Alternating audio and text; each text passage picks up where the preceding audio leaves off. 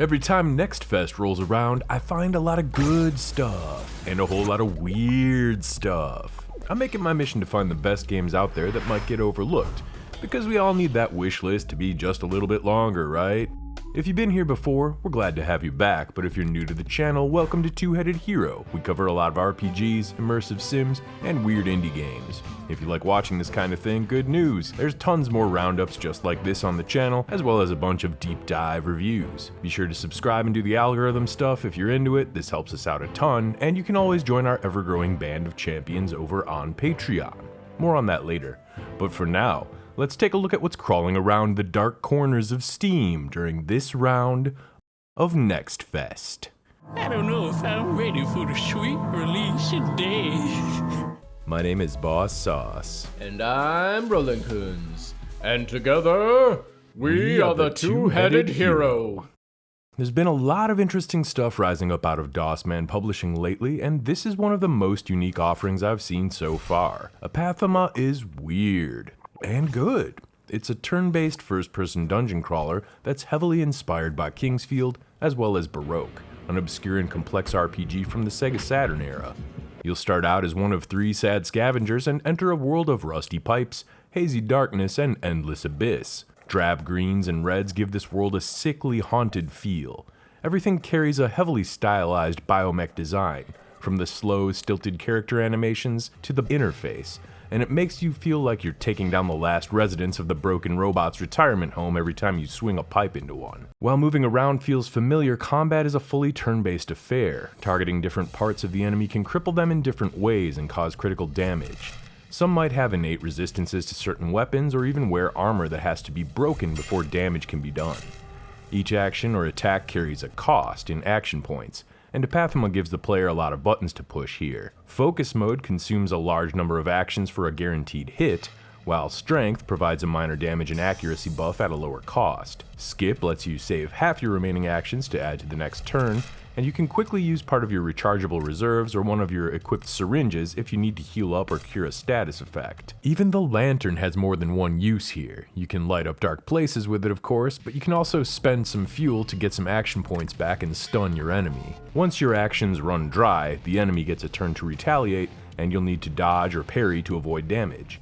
Parrying is naturally tougher to pull off, but successfully parrying shuts down the enemy's turn, so reading their animations and anticipating attacks becomes key to survival. Finishing off an enemy lets you choose to be merciful, granting a small amount of experience points, or wrathful, which nets you some important life-saving items but also raises an apathy stat. Apparently a high apathy can lock you out of certain endings, according to the handy in-game manual. Beneath all this, you'll find the traditional JRPG trappings. Weapons, armor, stats, and consumables all make an appearance here. Finding a pressure rifle grants you access to combat magic, as well as the ability to destroy some barriers that open up shortcuts and hidden paths. The rifle has 4 swappable tanks, and spells are all individually crafted and designed by mixing and matching different tank nozzles and leftover god body parts to achieve different effects. Apathema is brutal. Resources are rare, and enemies respawn whenever you choose to rest at a save point. Overall though, this is a really cool idea with some diverse influences and awesome monster designs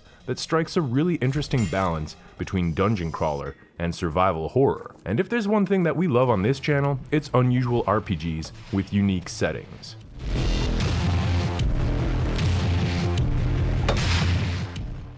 On the lighter side, the Backworld is a new school take on the old Earthbound formula, and it's good. This game puts your party of pixelated teenagers in the spooky, yellowing hallways of an abandoned mall. Instead of swords and spells, your party members will use a variety of martial arts, sports equipment, and psychic powers to battle the denizens of these neglected backrooms. The very same from Backrooms creepypasta fame. On the surface, the Backworld is filled with bright and shiny pixel art, but this is a trap.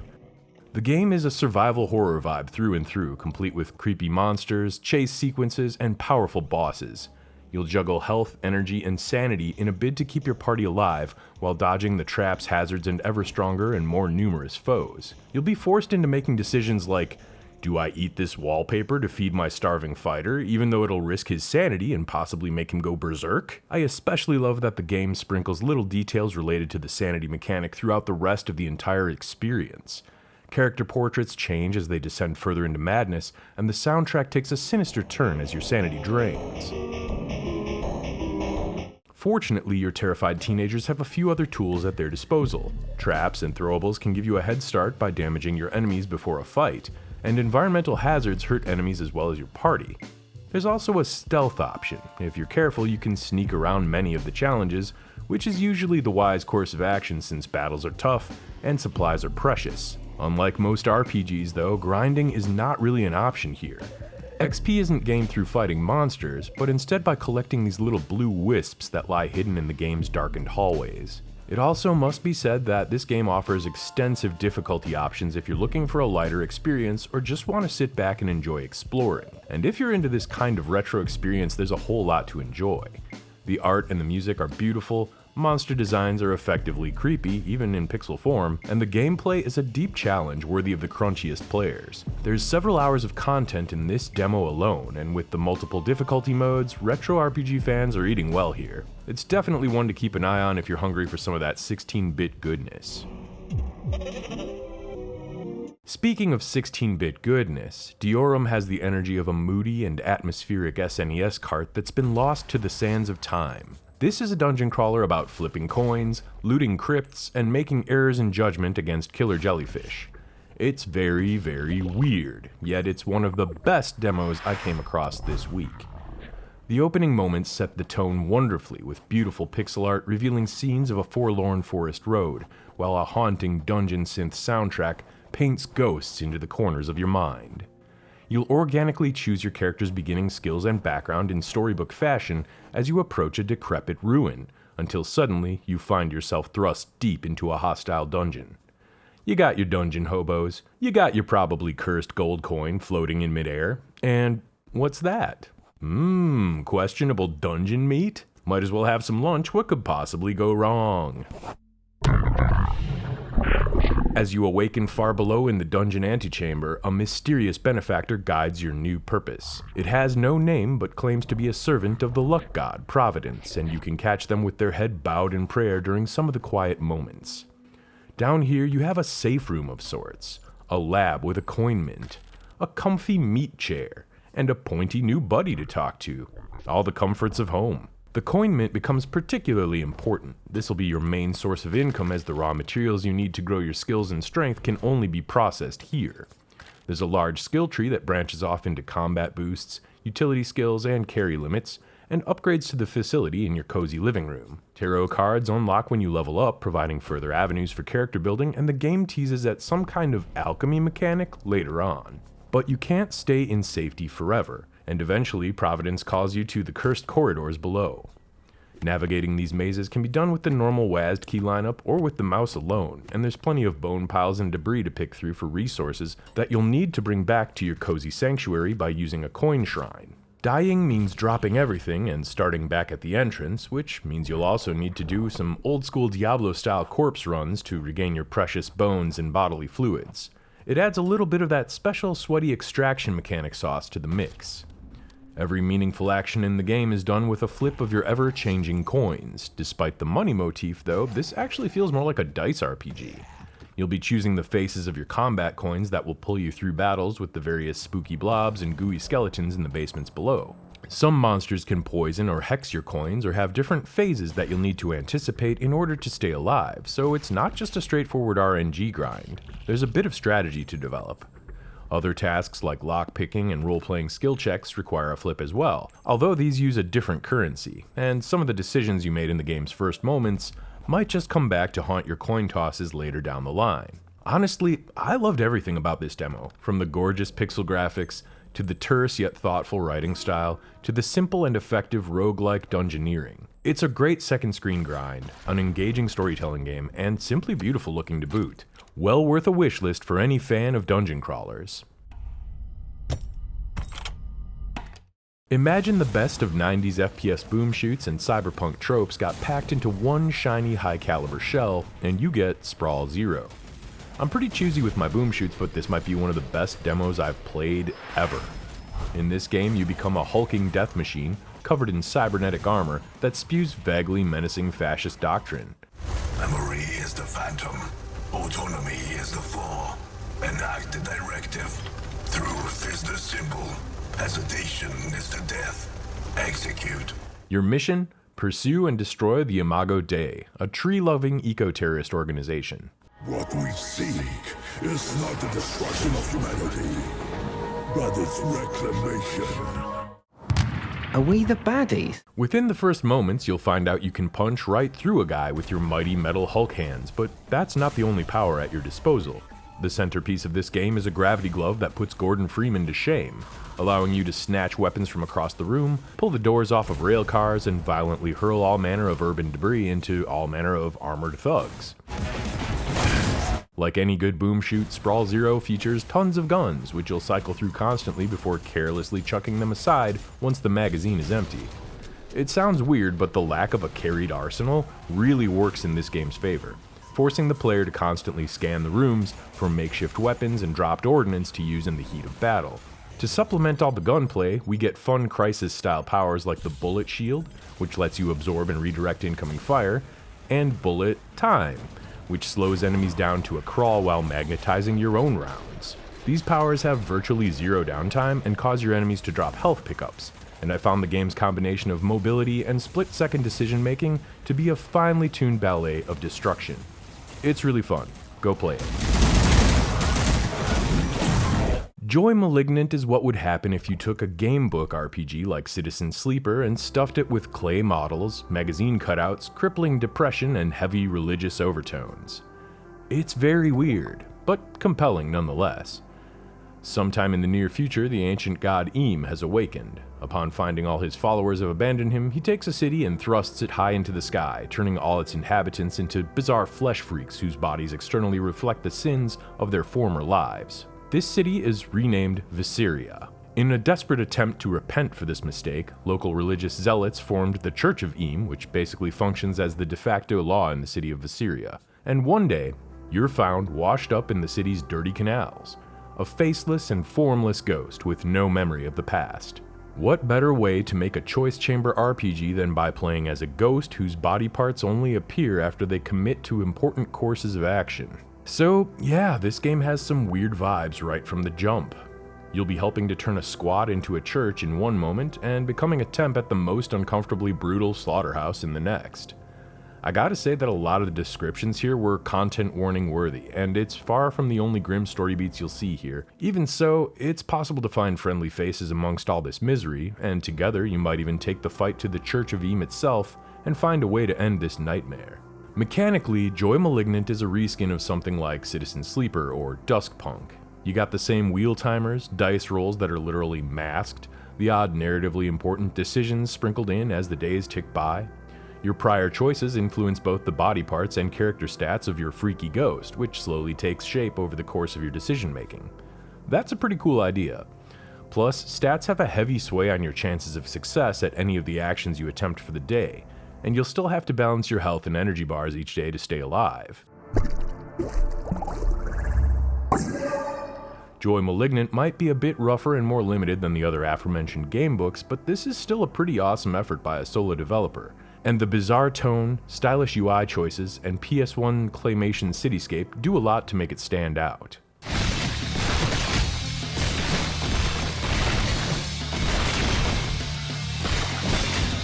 Slaughter Void starts out as a good old-fashioned slash-em-up speedrunner, dripping with the colorful style of classic comic book fantasy.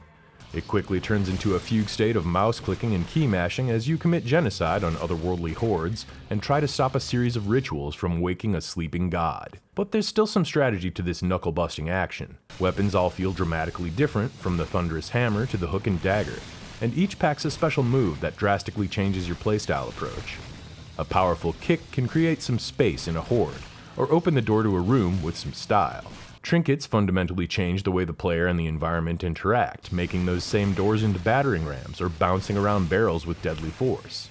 It's clear that certain synergies were in mind between the variety of different weapons, secondary, and trinket combos here, and discovering the most broken build can be half of the fun. But let's be clear here, at the core, this is a speedrunning game.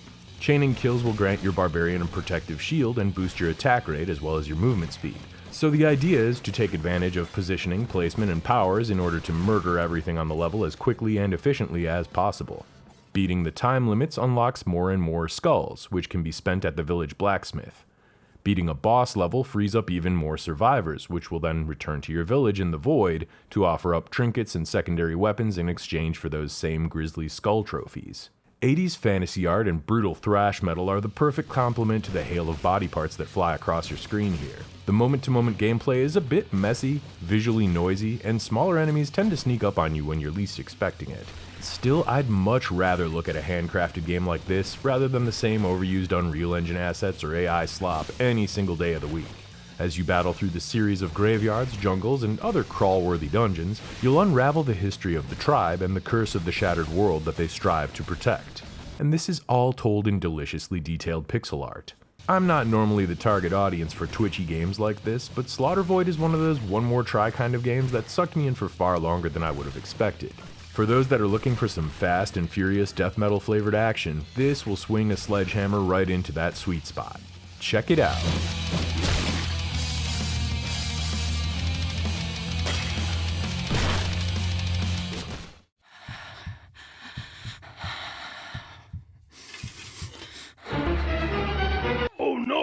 Half-Left is weird, but it's still one of the most unique takes on survival horror that I've ever seen. You start the game by sawing off your own leg and passing out.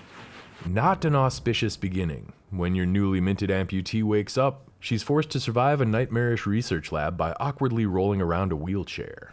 At its core, Half-Left is a top-down shooter wearing a survival horror skin, but the basic controls are pretty clever and tactile. You have to click and drag to push the chair forward and backwards, and use the A and D keys to pump the brakes in conjunction with this in order to maneuver. It takes a little getting used to, but it adds a lot of tension as you wander these bloody halls, alone, with only the odd spooky phone call or creepy scientist diary to keep you company. Half-Left leans even further into these limitations. You only have two hands, which means you'll often be fumbling around between your gun, flashlight, and health syringe, then quickly sticking them in a pocket when you need to push the chair around. Juggling all these things on the fly gets pretty hectic once monsters enter the picture, if you can even see them coming in the first place. All of the monsters are completely invisible in certain light spectrums, so you'll find yourself swapping between filters on your flashlight in order to see what you're even shooting at. You'll also need to use this light to reveal hidden details in the environment and solve some simple puzzles. On top of this, the flashlight runs on crank power, so you'll have to constantly stop and crank it for a bit, or risk being ambushed. Cranking it for a bit. All of this adds to the game's intensity and horror, and while I can't say it was 100% my thing, it felt fresh enough to stand out. Slap Half-Left into your wish list if you want to try something truly different.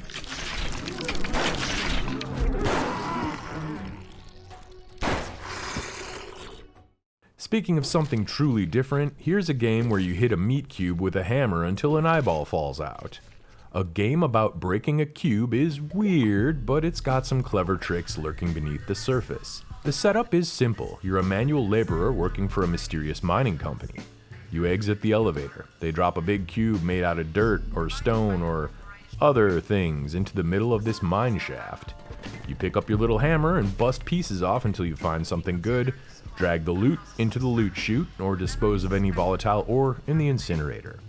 Then you keep on doing this until your shift ends when you head back to your crappy little apartment and settle in for a nice warm screen full of conspiracy television.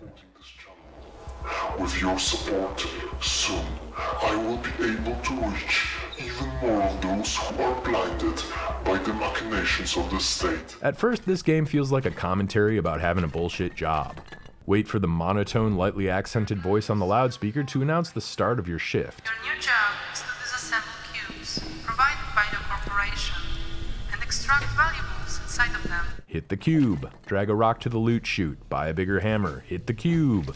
Get another cube. Start all over again. Hit the cube. Making big rocks into smaller rocks does have a bit of that catharsis to it, in somewhat of a power washer simulator kind of way, but I would stop short of putting this in the cozy game category. A few cubes in, you begin to unearth human skulls. Then, unmarked graves. Then, giant teeth and creepy eyeballs that stare deep into your very soul. That's when things start to take a turn.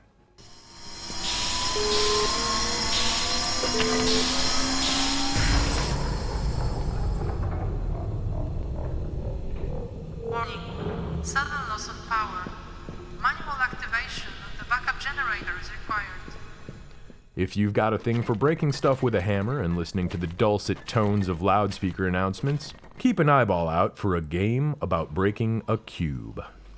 Alright. That's enough spooky stuff for now. Time for a little palate cleanser. Scarlet Deer Inn is a beautifully animated platform puzzler game created by a married couple from the Czech Republic, and it's quite good. In this game you play as Elise, a widowed innkeeper in an idyllic medieval village.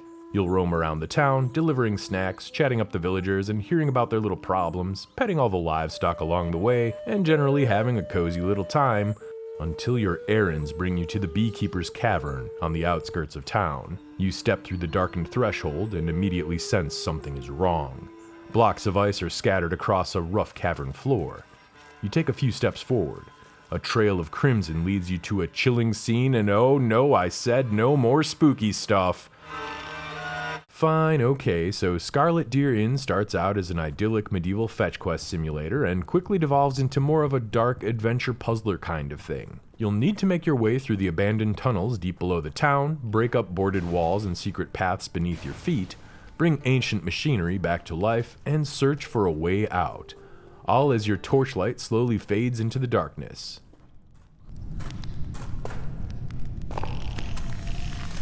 Oh no, scary ghost kids. This is probably the first and only game to lay the claim that every single frame of animation starts out as a needlepoint piece before being digitized into the game's assets, which seems like a staggering amount of work for a two-person team. But it's really hard to argue with the results. And I've gotta say, the sound, and especially the music, bring forth a level of polish I was not expecting to see. This is a very promising start, and a really interesting and gorgeous take on the increasingly rare puzzle platformer style of adventure game, which is largely being supplanted these days by the Metroidvania genre. Plus, you can pet a goose.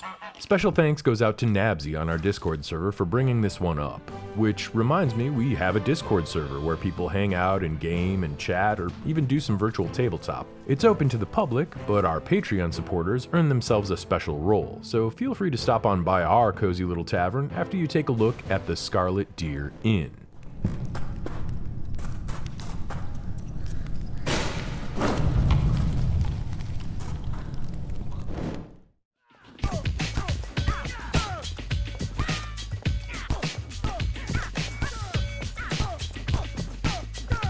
Ever get the urge to just rip open your shirt and solve a few arguments with a piece of rebar? Me neither. But here's Scirocco Thugs. It's weird, and kinda good, too. This is a basic beat-em-up thrown into first-person view that tosses you into a bunch of grimy environments with a pile of street-level weaponry and gangs of low-poly skinheads and just encourages you to let loose. A simple combo system leads to some fun and fast encounters as you try to rack up the best scores in the longest chains, and you'll need to combine the jump kick and punch combos with the various tools and trash laying around to survive the waves of thugs that the game launches your way. A kick parry move can interrupt a swing if you time it just right, or launch a stunned enemy into his buddies to further raise your combo meter. It's simple, it's silly, the action is fast and smooth, the sound effects are goofy as hell, and the soundtrack is pure 90s bliss.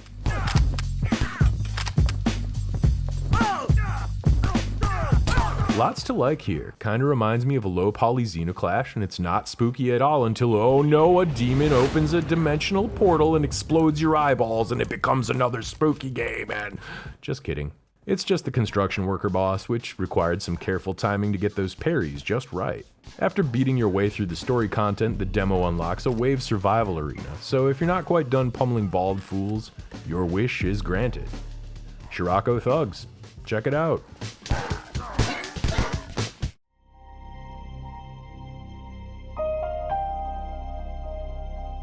Let's take things down a notch and mellow out a little bit more with a game that basically puts you in the tank treads of Wall-E. PROT or PROT? I don't know, it's one of those. It's a game about a perky little robot, and so far it's pretty good. Basically, the premise is this. Your idiot family got themselves scattered all over the solar system, so it's up to you to build a rocket ship that'll get you off this remote moon and try to go rescue them. One of the survivors, Cass, is your only friendly voice, and she acts as sort of a mission control, guiding you through the basics as you collect parts and raw materials needed to build the rocket ship and mount your rescue attempt. This definitely carries a strong survival game flavor, since you'll need to grab all manner of garbage and toss it into the recycler for raw materials before constructing it into whatever you might need. Construction and recycling operations take real-world time, but the game clock is constantly running even when you're not actively playing.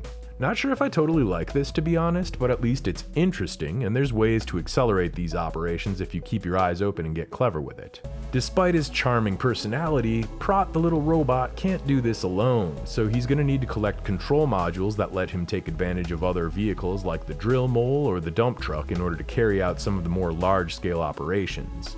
These vehicles are remote controlled with module commands, which frees up your little robot to continue its search for clues and treasures while your big truck moves rocket parts around the map.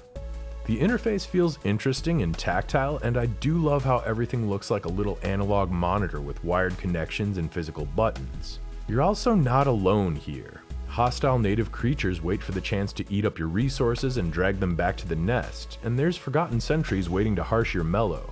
So you'll need to find creative ways of dealing with them, like dropping a bomb on their heads, or playing electric whack-a-mole. And on top of this, you'll need to look around and search in first person for clues or keys that can open up the various force fields and doors that are littered all over the surface of this moon. It's a nice touch, and some of the clues are easy to miss if you're not paying attention. PROT definitely has a mix of physics puzzler, survival crafting, and immersive sim running through its circuitry. Since the solo developer, Chris from Ginger Crab Games, also worked on some early iterations of Control-Alt-Ego, which is one of my all-time favorite ImSims, it's pretty easy to see how some of these ideas were brought back into play here in PROT, so I guess this is as close as it gets for an early endorsement. I'm looking forward to blasting off this little moon in the future. Some nights you just want to wind down with a box of dinosaur cereal and some old school 3D platforming before you become Mr. Sleepy Man. Platformers are not my usual flavor, but I gotta say this one totally grabbed me with its goofy charm, open world approach, and polished game feel. If there's a single game on this list that can get by on just excellent vibes and a super catchy theme song, it's definitely this one. Mr. Sleepy Man sleeps all day and night.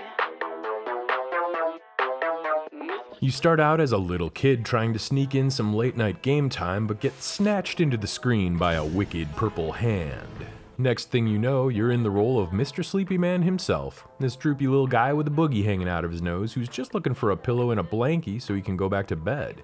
Right away, you'll meet Tiffy, a big old toothy head with arms and legs but no body, who serves up a tutorial with some of the funniest voice work I've ever heard. You know, it's not very nice to throw stuff at me like that. I have feelings too. Snatch up your blankie from high above and commit a bit of light vandalism to get out of the cave and into the heart of Bedtime Town. The trusty blankie becomes a glider, and once you track down a pillow, you'll get a melee attack and a handy forward dive. Mechanically, this is pretty similar to Mario 64 with a different coat of paint, and I see no problem with that, especially when the dress-up is this good. Once you're in the village proper, you can choose to help the citizens roaming around, of course, who are all a little bit weirded out that you're basically running up to them with your eyes closed. There's tons of secrets to unpack and hidden challenges to discover, but to be real here, it's just way more fun to become the problem. Discovering all the different types of trouble you can get into is an absolute riot, and there's a certain satisfaction in crossing out a quest on your to-do list that you never even knew you had. Hijack grandma's car, commit felony theft, do some home invasions, trespass in the village clock tower. Yep, you can become Bedtime Town's most wanted in a variety of ways. But watch out, Mr. Sleepy Man takes nap damage when characters are alerted or when loud noises go off, and the only thing that can calm him back down is eating cereal off the floor. You're the kind of guy that likes to eat cereal off the floor, huh? That's cool. Too much trauma will cause him to lose a cloud coin and set back your progress, and losing all your clouds will cause this sleepy little guy to have an inescapable nightmare, which, well, see for yourself.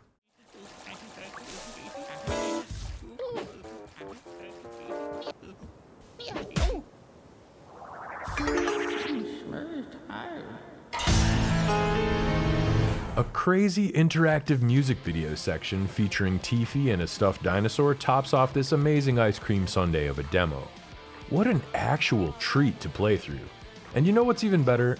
This full game is already out. So, I'll probably be in bedtime town for a bit longer here. I got too many clams. I got too many clams.